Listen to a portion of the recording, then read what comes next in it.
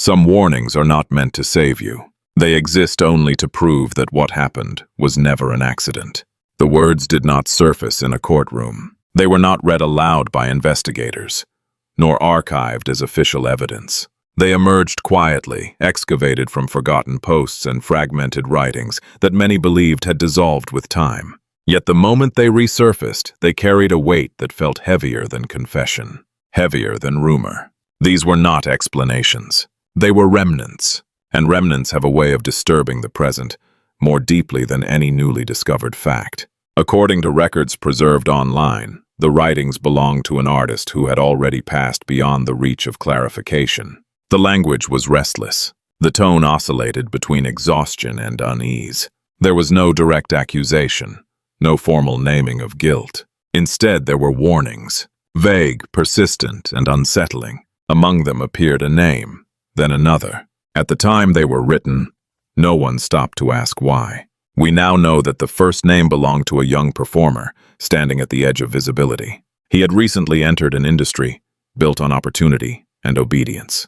Publicly, his future appeared promising. Privately, however, the warnings suggested something else entirely. A sense of being watched, a sense of being managed, a sense that his path forward had already been negotiated without his consent. Do not look away yet. What you are about to hear was written long before anyone dared to ask the right questions. The second name carried a different gravity. Not a peer, not a novice, but a figure of access, a gatekeeper, someone who had spoken a single sentence at a decisive moment, altering the trajectory of another life without ever appearing to do so.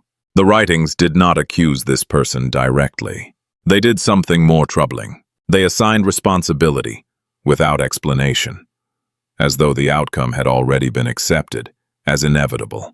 Placed in their original context, these passages resembled nothing more than emotional turbulence, late nights, restless thoughts, the private reflections of someone struggling to remain intact. Yet when viewed through the lens of what followed, their meaning shifted. The anxiety no longer appeared abstract. The unease no longer seemed personal. It felt anticipatory. The young performer would later become the center of a different kind of attention. Videos, whispers, fragments of footage that raised questions without providing answers. Movements restricted, words withheld. A presence that appeared physically intact, yet disturbingly absent. At the time, many dismissed these observations as overinterpretation.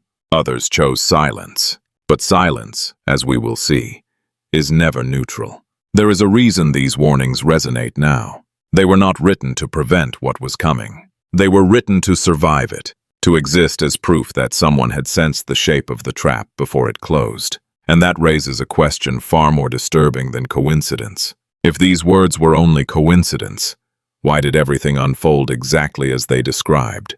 From this moment on, nothing in this story is just rumor. The writings did not read like a confession. They were closer to a tremor, short fragments scattered across time, marked by sleepless nights and a tone that never fully settled into clarity. According to archived posts, the author returned to the same emotional register again and again, as if circling an invisible boundary he could sense but not define. The language suggested pressure without a visible source, fear without a clear threat, responsibility without an accusation. What made these passages unsettling was not what they said, but what they assumed. The author wrote as though outcomes were already in motion, as though certain events no longer belonged to the future, but were merely waiting for their moment to appear. There was no appeal for help, no attempt to expose wrongdoing, only an acknowledgement that a line had been crossed long before anyone noticed it existed. Investigators of digital records later noted the recurring presence of a single name. The young performer was mentioned not as a collaborator, nor as a rival, but as someone to be cautious for. The tone was protective, almost urgent. It implied awareness of danger, without specifying its shape. At the time, these warnings attracted little attention. In an industry saturated with emotional expression, they blended into the noise of vulnerability that audiences had learned to ignore. But the timing matters. The warnings were written at the very beginning of the performer's public ascent. Before awards, before scrutiny, before the machinery of reputation had fully locked into place. This suggests that whatever threat the author perceived was not a reaction to fame, but a condition of entry, something embedded in the structure itself, something that did not wait for success to manifest. We must pause here to understand what entry into such an industry often entails. Contracts are rarely singular documents. They are ecosystems, networks of obligation, favor, and silence. For those without leverage, consent becomes a flexible concept. Refusal, a dangerous luxury. The warnings appeared to have been written by someone who had already learned this lesson, and who recognized its consequences in another before the damage became visible. The second name in the writings complicates the narrative further. This figure was not described with fear, nor with reverence. The tone was resigned, as if responsibility had already been assigned in the author's mind, regardless of intent. The passage referenced a specific date, a single sentence spoken years earlier, and the irreversible shift that followed. It read less like blame and more like an acknowledgement of causality. One action, one door opened. Everything else followed. Placed in historical context, this moment aligned with the author's own entry into the industry, an invitation extended, an opportunity framed as mentorship. There was no overt threat, no explicit exchange, yet the writings suggest that from that moment on, life became something to endure rather than inhabit. Survival replaced aspiration. Desperation replaced choice. This is where interpretation becomes dangerous and restraint becomes necessary. There is no direct evidence within the writings that a crime occurred. No names were accused, no acts described. What exists instead is a psychological record of anticipation, a sense that harm was not hypothetical but procedural, that it would arrive, not through violence, but through control. Years later, after the performer's disappearance and death became public knowledge, these fragments took on a different resonance. Readers began to connect them backward, mapping fear onto outcome. What once seemed like emotional instability now appeared predictive, not because it named the future, but because it recognized the pattern. Patterns, after all, do not require prophecy. They require experience. The author's tone suggests someone who had already seen how resistance is handled, how compliance is rewarded, how silence is enforced, not through threats, but through normalization. The warnings were not dramatic. They were quiet, almost apologetic, as though the author regretted knowing what he knew, and regretted even more that he could not articulate it without consequence. This raises a critical question. If these warnings were sincere, why were they written publicly at all? The answer may lie in their ambiguity. By avoiding specificity, the author preserved deniability.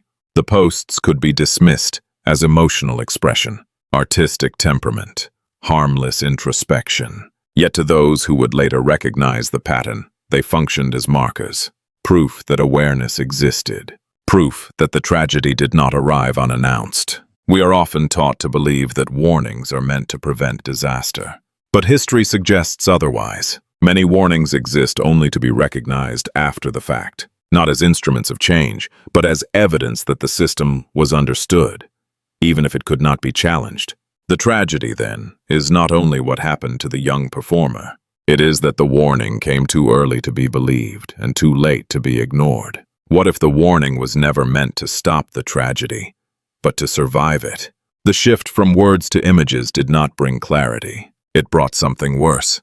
Proof without context. Evidence without resolution. When the video began circulating, it was not framed as a revelation. It appeared quietly, embedded within ordinary footage from a public event. No dramatic lighting, no heightened sound. Just a few seconds that refused to behave like the rest. At first glance, nothing seemed overtly wrong. The young performer stood upright, physically present, surrounded by people and cameras. Yet the longer the footage played, the more difficult it became to ignore what was happening in plain sight.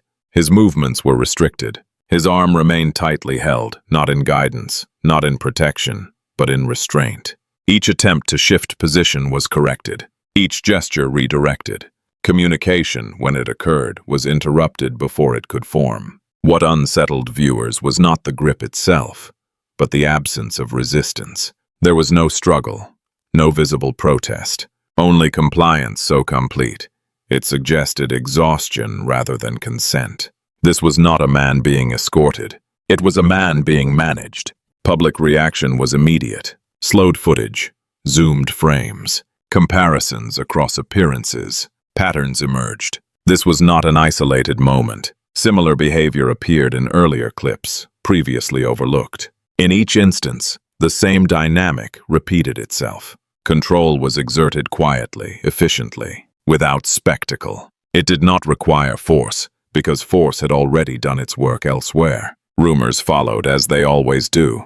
Allegations of long-term personal control, of refusal to comply with unspoken demands, of consequences administered away from cameras and audiences. None of these claims could be independently verified, and yet the video rendered them plausible. It provided a visual grammar through which speculation could organize itself. Then came the stories that blurred the line between investigation and folklore. Underground spaces, restricted facilities, places the performer was known to frequent, now reimagined as nodes within a hidden network. Museums, hotels, tunnels connecting locations that, on official maps, had nothing to do with one another. Physical evidence was never produced. But belief does not require proof when trust has already collapsed. What mattered was not whether these rumors were true, but why they were believable. In an environment where transparency is absent, imagination fills the void. The more complete the silence, the more elaborate the narrative becomes. People do not invent darkness without reason. They infer it from patterns of concealment. As days passed, the focus shifted from speculation to action. A petition began circulating online. Within weeks, hundreds of thousands of signatures accumulated. Not because signatories believed they would change the outcome, but because refusal to sign felt like complicity. Support became symbolic. Photographs printed and displayed in public spaces. Names taped to walls. Small rituals of remembrance enacted by people with no personal connection to the case. Across borders, the response intensified. Public screens displayed messages demanding answers. Businesses offered discounts to those who signed petitions. Acts of solidarity crossed class and region. These gestures did not demand legal resolution. They demanded acknowledgement, an admission that something had gone wrong, even if no one was willing to say how. The passage of time did not bring answers. It brought normalization. The case remained unresolved. Official statements remained absent. Yet public attention did not fade. It hardened. In the absence of closure, persistence became the only form of resistance available. This is where the narrative becomes most disturbing. The video did not depict violence. It depicted control, and control, unlike violence, leaves fewer marks. It does not announce itself. It does not provoke immediate outrage. It operates through repetition until its presence feels inevitable. We must ask what it means to witness a person who appears alive but is no longer autonomous. A body that moves but does not decide. A voice that exists but does not speak freely. This is not death in the biological sense. It is something more ambiguous, a condition where the individual remains visible while agency disappears. In such cases, disappearance is not a moment. It is a process. The video captured a single frame of that process. Enough to disturb, not enough to conclude. And perhaps that is the most effective form of control. To leave observers permanently suspended between certainty and doubt.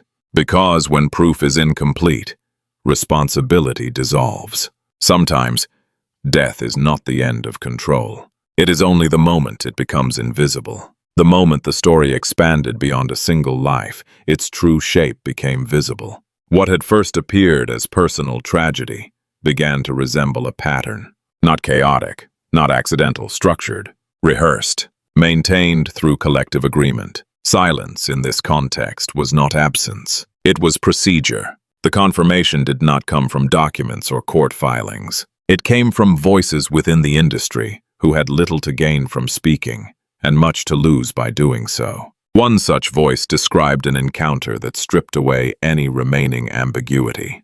He spoke of an intermediary, not the figure of power itself. This detail mattered. Power, after all, rarely approaches directly. It delegates. It insulates itself through layers designed to absorb risk. The proposal was transactional, a fixed sum, a defined period, conditions implied rather than stated outright. The clarity of the offer left no room for misinterpretation. This was not coercion through threat. It was coercion through normalization.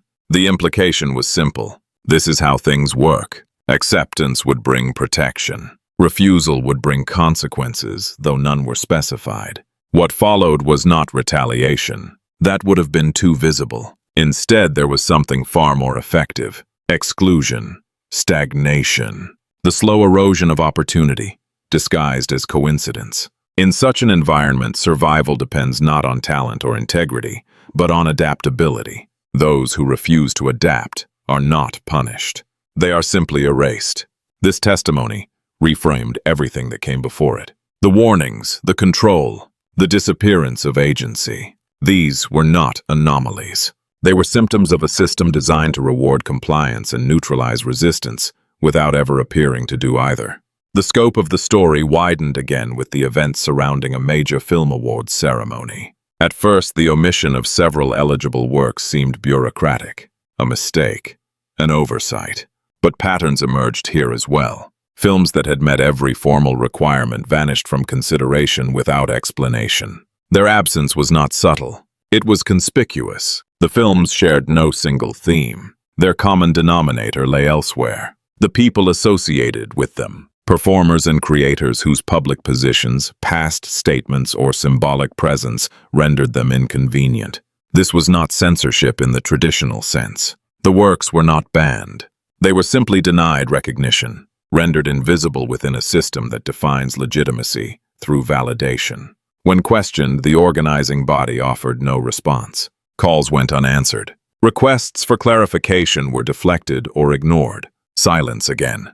But this silence carried weight because it was enforced through economics. Funding mechanisms included clauses tied to political compliance. The implication was explicit. Support could be withdrawn retroactively. Survival depended on preemptive obedience. This is where silence transforms into ritual. A ritual requires repetition, predictability, collective participation. In this case, the ritual consisted of anticipatory compliance. Decisions made not in response to directives, but in anticipation of them. Risk eliminated before it could manifest. Controversy erased before it could be named. Looking backward, the contrast was stark. There had been a time when defiance was still possible, when public figures could speak from stages without rehearsed restraint, when awards could be given on the basis of merit alone. That era did not end with a decree. It ended with exhaustion. The industry adapted. It learned which names to avoid,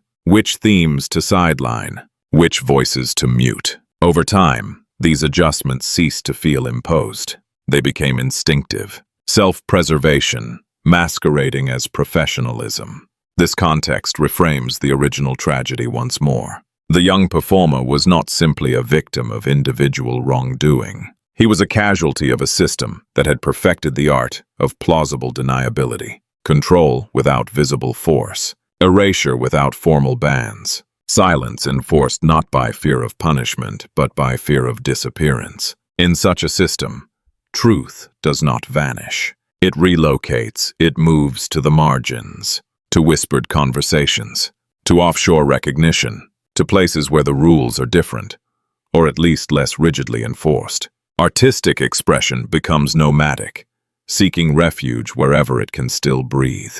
The final realization is perhaps the most unsettling. When an entire industry agrees not to speak, silence itself becomes a ritual. And rituals once established are remarkably difficult to dismantle. They persist, not because everyone believes in them, but because everyone participates. What remains then is not the question of who is guilty, but of how many chose survival over speech. How many recognized the pattern and accepted it as the cost of remaining visible? When an entire industry agrees not to speak, silence itself becomes a ritual. In the end, the story does not resolve itself through revelation. There is no confession, no verdict, no definitive line separating rumor from fact. What remains instead is a geography of silence, a map of where truth is permitted to exist and where it is quietly expelled.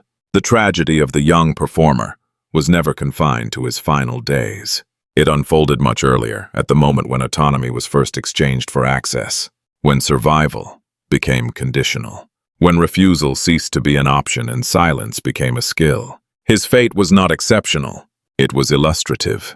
A single life illuminated the mechanics of a system that rarely reveals itself so clearly. We are often taught to believe that injustice ends where borders change, that when one space becomes hostile, another will remain open. For a time, this appeared true. Recognition migrated. Voices found platforms elsewhere. Awards given beyond reach of the structures that had learned to erase without banning. Art like water found cracks in the walls built to contain it. But refuge is not resolution. The existence of a safer space does not dismantle the machinery that made escape necessary in the first place. It merely confirms that the machinery still operates, that it continues to define who may speak, who may be celebrated, and who must be forgotten. The industry did not collapse under the weight of its contradictions. It adapted, it refined its rituals, it learned how to appear intact while hollowing itself from within. What is most unsettling is not that silence prevailed, but that it did so without resistance. Not through force, but through agreement. Through 1,000 small decisions made in advance of any explicit command. Through the quiet understanding that visibility requires obedience, and that absence is the price of dissent. In such an environment, truth does not disappear. It becomes archival.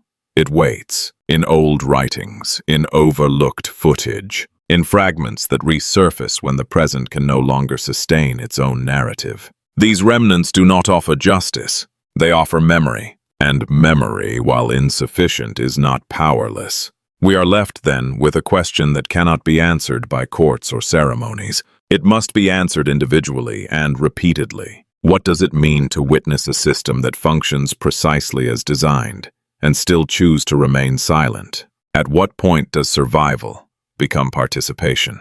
History will not remember who stayed silent. It will remember who forced silence to exist.